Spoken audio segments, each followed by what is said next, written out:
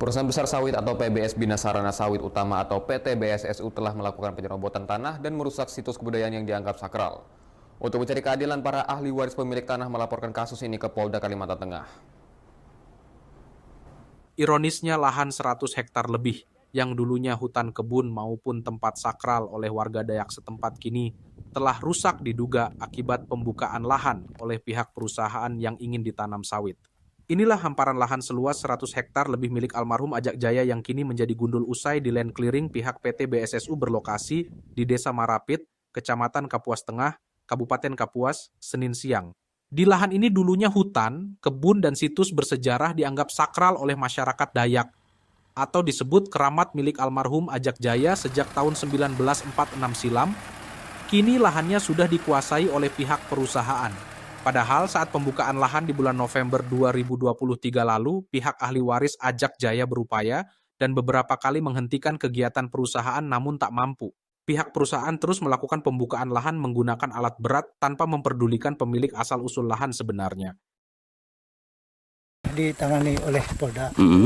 Jadi kita ngikut apa yang dari Polda aja kan. Jadi kami tidak banyak komentar kan. Artinya apa yang Polda tangani udah kita ngikut aja. Pak Martin ini tahu bahwa tanah milik ahli waris seperti ini memang tidak dijual seperti itu? Oh, nggak tahu. Nggak tahu ya.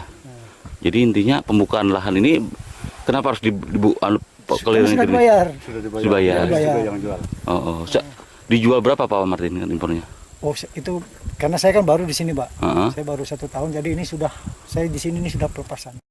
Akibat penyerobotan tanah secara sepihak untuk mencari keadilan sebanyak 6 orang, ahli waris almarhum Ajak Jaya terpaksa melaporkan ke aparat Polda Kalimantan Tengah pada bulan Januari 2024 lalu.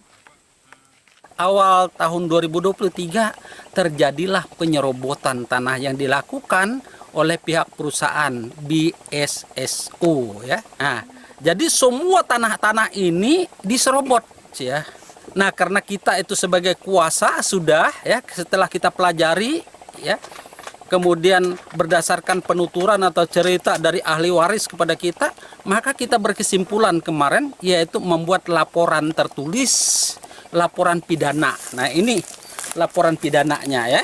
Menggunakan alat berat berupa ekskavator ya.